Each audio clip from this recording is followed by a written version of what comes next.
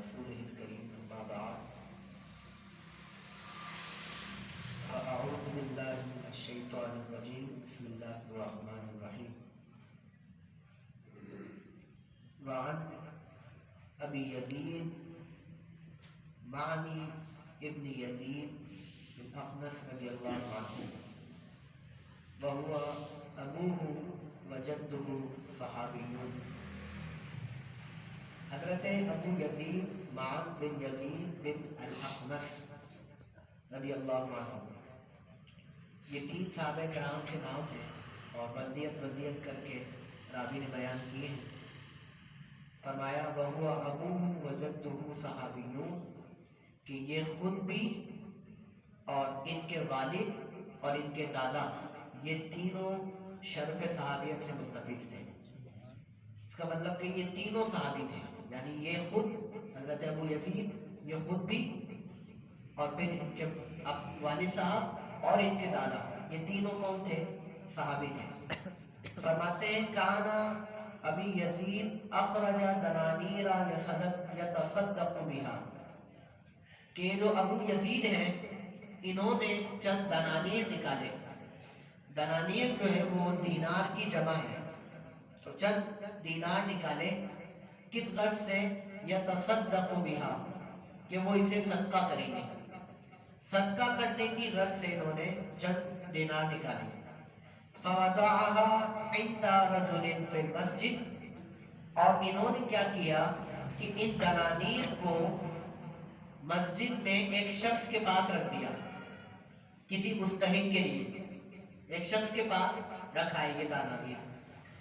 فجئت فاخذتها فاتيته بها کہتے ہیں کہ میں آیا وہاں پر،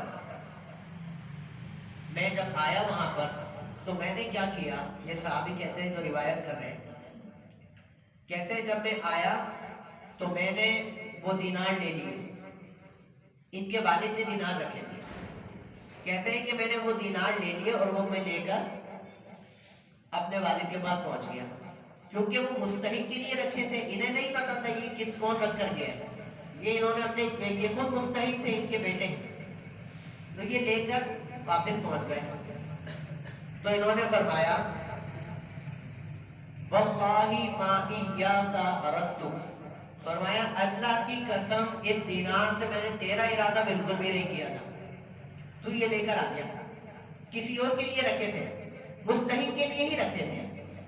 فرمایا واللہ ما ایاک اردت میں نے اس سے تیرا ارادہ نہیں کیا تھا، بالکل اللہ کی قسم میں نے اس سے تیرا ارادہ نہیں کیا تھا. فقاسمته الى رسول اللہ صلی اللہ علیہ وسلم یہ صحابی یہ جو مقدمہ لے کر یہ حضور کی بارگاہ میں پہنچے. حضور کو جب معلوم چلا نا تو یہ صحابی لے کر پہنچے اور انہوں نے سارا ماجرا بیان کیا. تو حضور علیہ السلام نے کیا فرمایا؟ ابھی ہم حدیث مبارکہ آپ کو معلوم ہے کہ پہلے حدیث پڑھیں گے پھر وضاحت کریں گے تو انشاءاللہ مزید بات سمجھ آ جائے گی. حضور نے فرمایا لَكَ مَا نَوَيْتَ یا یزید فرمایا اے یزید تو نے جس کی نیت کی تھی نا وہ ثواب تو نے پا لیا. تیری نیت کیا تھی کہ کسی مستحق کی مدد ہو جائے تیرے دنانیر سے. فرمایا لَكَ مَا نَوَيْتَ یا یزید اے یزید تو نے وہ پا لیا جس کا تو نے نیت کیا. وَلَكَ مَا أَخَذْتَ یا مان یہ مان نے اٹھا لیے تھے پیسے ان کے بیٹے نے. فرمایا وَلَكَ مَا أَخَذْتَ یا مان اور یہ جو پیسے تو نے اٹھا لیے نا مان یہ تیرے ہو گئے. اب یہاں پر آپ دیکھیں اس حدیث مبارکہ میں ایک تو چونکہ اخلاص نیت کا باب ہے نا تو نیت ہم پیچھے مسلسل یہ پڑھتے ہوئے آ رہے ہیں کہ جس نے نیت کر لی ثواب اس کو مل گیا. ان کی یہ نیت تھی کہ انہوں نے یہ مال کسی مستحق کو دینا ہے اور ان کا بیٹا ہی وہ مال اٹھا کر لے آیا. سرکار نے فرمایا تم لے آئے نا اٹھا کر یہ تمہارا ہو گیا اور تم نے جو نیت کی تھی یعنی دینے والے نے جس ارادے سے وہاں رکھے تھے فرمایا تمہاری تو نیت یہی تھی کہ تم نے اپنے کسی مستحق کو دینا ہے. فرمایا کہ اللہ نے تمہیں تمہاری نیت کا ثواب عطا فرما دیا. اب اگر کہ وہ تمہارا بیٹا ہی ہے جس نے یہ مال اٹھا لیا، لیکن تمہاری نیت کا ثواب تمہیں عطا ہو گیا۔ اس حدیث مبارکہ سے ہمیں ایک سبق اور ملتا ہے، قرابت داروں سے بھلائی۔ آپ دیکھیں کہ وہ خود مستحق تھے تو سرکار نے فرمایا تم رکھ لو، تمہارے پیسے ہو گئے، تمہارے دینار جو کچھ بھی تھا وہ تمہارا ہوگا۔ اسلام جو ہے نا، اسلام کبھی بھی نفسا نفسی نہیں سکھاتا ہے۔ اسلام کے بنیادی دروس میں سے ایک درس یہ ہے کہ اپنے ساتھ ساتھ اپنے مسلمان بھائیوں کی بھلائی کرنی ہے، ہر ایک کی بھلائی کرنی ہے، ہر ایک کی بھلائی کرنی ہے، برا کسی کے ساتھ نہیں کرتے۔ اسی طرح اسلام نے قرابت داروں کے لیے خاص طور پر ایک اہمیت رکھی ہے، رشتہ داروں کے لیے خاص طور پر ایک اہمیت رکھی ہے۔ یہاں پر دیکھیں کہ ان کا بیٹا خود مستحق تھا، اگرچہ وہ اللہ کی راہ میں دینے کے لیے آئے تھے، مسجد میں انہوں نے دینار رکھے، لیکن ان کا بیٹا خود مستحق تھا تو سرکار نے اس کی بھی ان کو فضیلت عطا فرمانی، بولا رکھ لو۔ اب آپ دیکھیے کہ مال خرچ کرنے کے بارے میں اسلام نے جو ہمیں تعلیمات دی ہے نا، جہاں جہاں قرآن کریم نے مال کے ذریعے یا کسی بھی طریقے سے کسی کی بھلائی کرنے کا حکم دیا ہے، وہاں قرابت داروں کو سب سے پہلے رکھا ہے۔ چند آیات مبارکہ میں آپ کے سامنے پیش کروں۔ اللہ تعالیٰ نے قرآن کریم میں ارشاد فرمایا نا کہ فَآتِ ذَا الْقُرْبَى حَقَّهُ وَالْمِسْكِينَ وَابْنَ السَّبِيلِ، کہ تم جو کچھ مال دیتے ہو اس میں سے سب سے پہلے کس کو دیکھو؟ ذَا الْقُرْبَى، اپنے رشتہ داروں میں دیکھو۔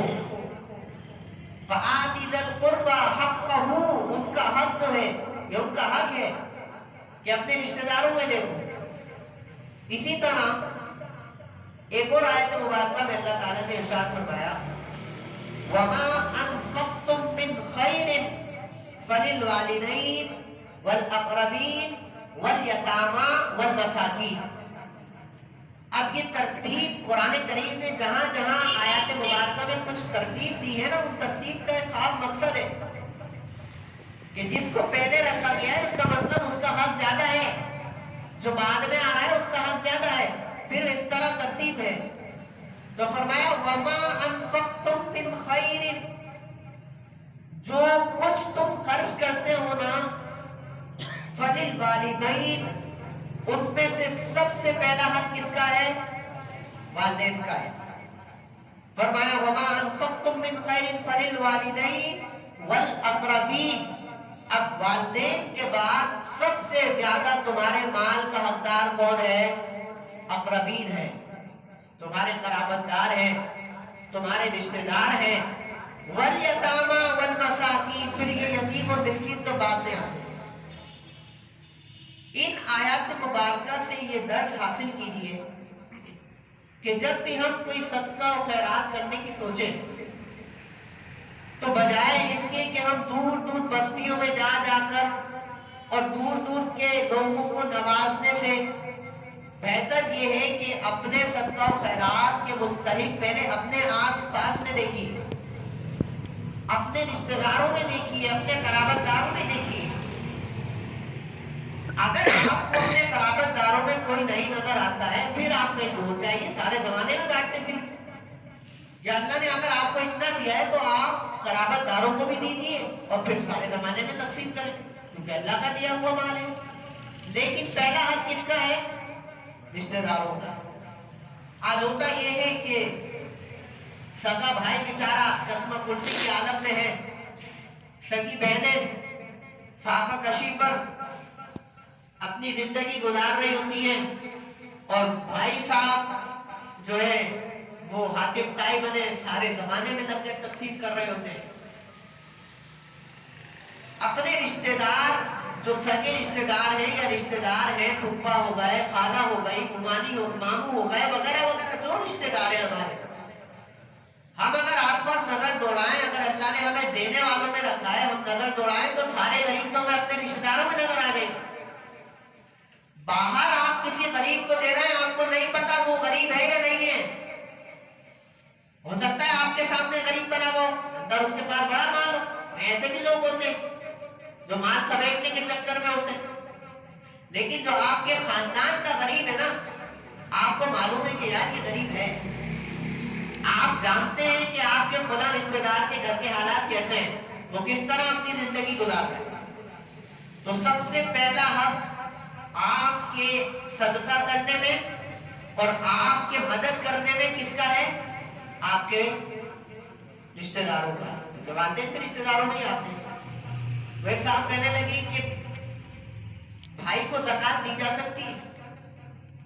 اسی طرح ایک سوال آیا کہ بہن کو زکوٰۃ دے سکتے ہیں؟ جن ایام میں زکوٰۃ نکالنی ہوتی ہے نا، تو ایام میں یہ والے سوالات زیادہ آ رہے ہوتے ہیں۔ کہا کہ بھائی کو زکوٰۃ دے سکتے ہیں، بھائی بیچارہ مجبور ہے۔ میں نے کہا یار، اور واقعی ایسی ہوا۔ میں نے کہا تمہیں بھائی کی مدد کرنے کے لیے بھی زکوٰۃ کا پیسہ یاد آیا؟ تمہاری بہن فاتح کر رہی ہے، تمہیں بہن سگی بہن کی مدد کرنے کے لیے بھی تمہیں زکوٰۃ کا پیسہ یاد آیا؟ مطلب تمہارے پاس اور پیسہ نہیں ہے؟ آج جب زکوٰۃ دینے کی باری آئی ہے تو تم پوچھنے آئے ہو کہ بہن کو زکوٰۃ دی جا سکتی ہے، وہ بھی پوچھنے آئے ہو۔ اس سے پہلے تمہیں بہن کا خیال نہیں آیا؟ بھلا اب بہنوں کو بھی زکوٰۃ کے پیسوں سے مدد کی جائے گی؟ حضور علیہ السلام کا فرمان ہے رشتہ داروں پر خرچ کرنے کے متعلق۔ فرمایا کہ یتیموں مسکینوں کو جو صدقہ کیا جاتا ہے نا، فرمایا اس میں ایک بھلائی ہے، اور رشتہ داروں کو جو دیا جاتا ہے اس میں اللہ دگنا ثواب عطا فرماتا ہے۔ جو رشتہ داروں کو دیا جاتا ہے دگنا ثواب عطا فرماتا ہے۔ دو چیزوں کا ثواب آئے گا۔ فرمایا کس چیز کا؟ ایک اور حدیث مبارکہ میں اسی طرح فرمایا دو طرح کا ثواب ہوتا ہے رشتہ داروں پر خرچ کرنے کے لیے۔ ایک تو صدقہ کرنے کا ثواب، دوسرا صلہ رحمی کرنے کا ثواب۔ وہ آپ کے زیادہ قریب تھا، وہ آپ کا زیادہ حقدار تھا۔ یہ نہ ہو کہ سارے زمانے میں بانٹتے پھرے۔ اسلام تو اتنا پیارا دین ہے، ایسا پیارا دین ہے کہ وہ گھر والوں پر خرچ کرنے کو افضل صدقہ کہتا ہے سب سے بہترین صدقہ وہی جو تم اپنے گھر والوں پر خرچ کر رہے ہو۔ گھر والے بیچارے بھوکے اور قسمہ کرسی میں ہیں، اور بھائی صاحب سیٹ ہیں، لیکن گھر والوں کا خیال۔ اگر آپ اچھا یہاں پر صرف مال خرچ کرنے کی باری نہیں ہے، ٹائم ہے ابھی ہمارے پاس، یہاں پر صرف مال خرچ کرنے کی باری نہیں، یہاں پر مدد کرنے کی باری ہے، بھلائی، مطلقاً بھلائی کی بات ہے۔ اگر آپ کسی دکان کے سیٹ ہیں اور آپ کے پاس ورکرز کی ضرورت ہے، بجائے اس کے کہ باہر سے کوئی امپلائی آپ ہائر کریں، آپ اپنے گھر میں دیکھ لیں کوئی بھائی بے روزگار تو نہیں بیٹھا، کوئی بھائی کا بچہ بے روزگار تو نہیں بیٹھا، آپ اس کو کام دے دیں، پیسے باہر والے کو بھی دے دیں نا، وہ تنخواہ اس کو دے دو، وہاں پر تنخواہ دینے کا ثواب ملے گا، یہاں پر تنخواہ کے ساتھ صلہ رحمی کرنے کا بھی ثواب مل جائے گا۔ حضور نے فرمایا تم اپنے مال میں سے کچھ خالصتاً اللہ کی راہ میں خرچ کرو، کچھ جہاد کے لیے خرچ کرو، کچھ یتیموں کے لیے خرچ کرو، کچھ مسکینوں کے لیے خرچ کرو، اتنی جگہ پر اپنے مصارف خرچ کرو، اور فرمایا کچھ اپنے گھر والوں پر خرچ کرو۔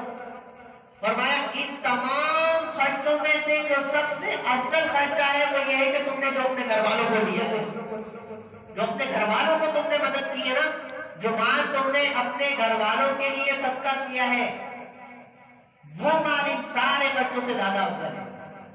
اور ایک اور حدیث مبارکہ میں حضور نے فرمایا کہ قیامت کے دن جو سب سے پہلا جو انسان خرچ کرتا ہے نا صدقہ، ان تمام صدقوں میں سے جو سب سے پہلا صدقہ میزان میں رکھا جائے گا وہ ہوگا کہ جو اس نے اپنے گھر والوں پر خرچ کیا ہے۔ تو اپنے گھر والوں کو ڈھونڈیے، اللہ نے آپ کو دینے والا بنایا ہے، تو آپ پہلے آس پڑوس میں دیکھیے، آپ اپنے گھر میں دیکھیے، آپ کے والدین ہیں، آپ ان پر زیادہ سے زیادہ خرچ کریں۔ والدین بیچارے گھر میں ہوتے ہیں، پھل فروٹ تک لانے کی کسی کو توفیق نہیں ہوتی کہ ان کو پھل کھلا دیں، وہ بیمار ہے ان کو کچھ کھلا دیں، کچھ اچھا کھلا دیں، کچھ جوس پلا دیں، وہ مر جائے گا 60 قسم کے پھل اس کے تیجے میں رکھے ہوگے، یہ 1.5 سارے کمرہ بھرا ہوا پھل ہی پھل رکھے گا۔ ابھی اس کی زندگی میں اتنے پھل نہیں کھلائے ہوں گے اس کو جتنے ایک دن میں تیجے کے دن سارے اس کو دے دیے، بولا لے آج سارا کھانا، سارے زندگی کرتے رہے۔ اب کیا فائدہ؟ اسی طرح بہنائیوں میں کوئی پریشان آ جائے، سب سے پہلے بہنائی ہوتی ہے۔ پھر ایک اور مسئلہ یہاں پر سماعت فرمائے، اس حدیث مبارکہ میں ایک شرعی مسئلہ بھی سماعت فرمائے۔ یہ آخری بات ہے، انشاءاللہ اس کے بعد ہم اپنی بات کو مکمل کریں۔ صدقات دو طرح کے ہوتے ہیں، ایک صدقات نافلہ اور ایک صدقات واجبہ۔ صدقات نافلہ میں تو سب کچھ آ جاتا ہے، ویسے ہی کچھ بھی آ جائے گا، کچھ بھی جو آپ بھلائی کے لیے خرچ کر رہے ہیں وہ صدقات نافلہ میں آ جائے گا۔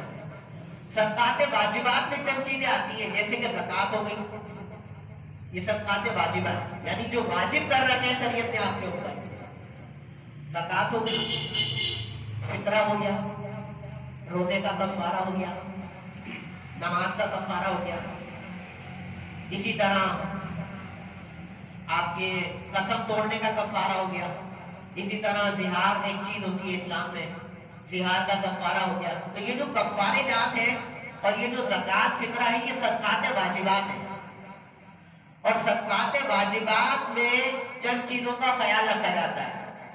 پہلی بات تو یہ ہے کہ صدقات واجبات کسی سید کو نہیں دیے جاتے، بنی ہاشم کو نہیں دیے جاتے۔ مثال کے طور پر زکوٰۃ، خیرات، فطرہ وغیرہ یہ آپ کسی سید کو نہیں دے سکتے، ادا ہی نہیں ہوگا، گناہ گار ہو گیا، ٹھیک ہے نا۔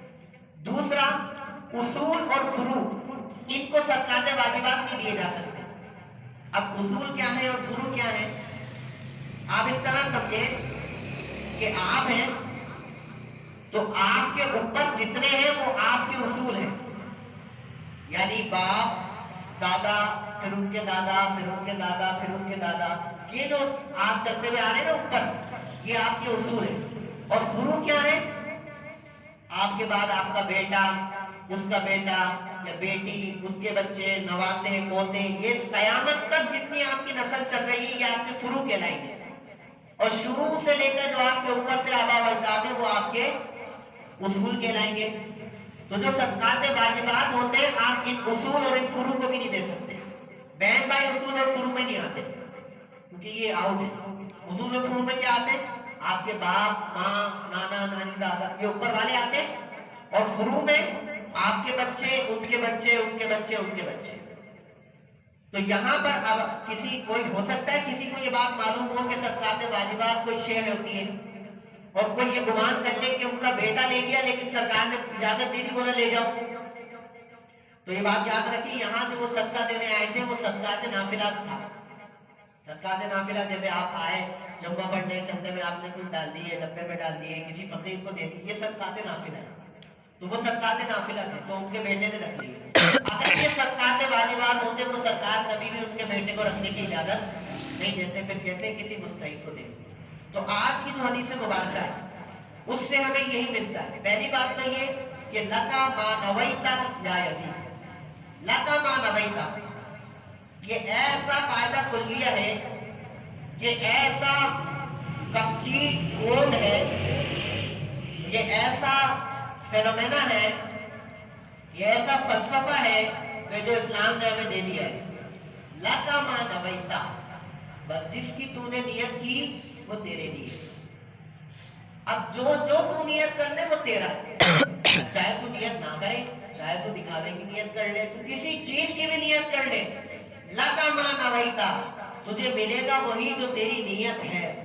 اپنی نیتوں کو خالص کر لیجئے۔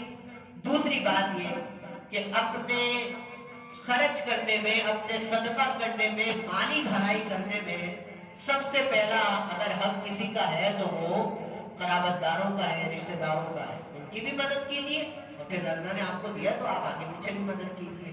اللہ تعالی ہمیں عمل کی توفیق عطا فرمائے۔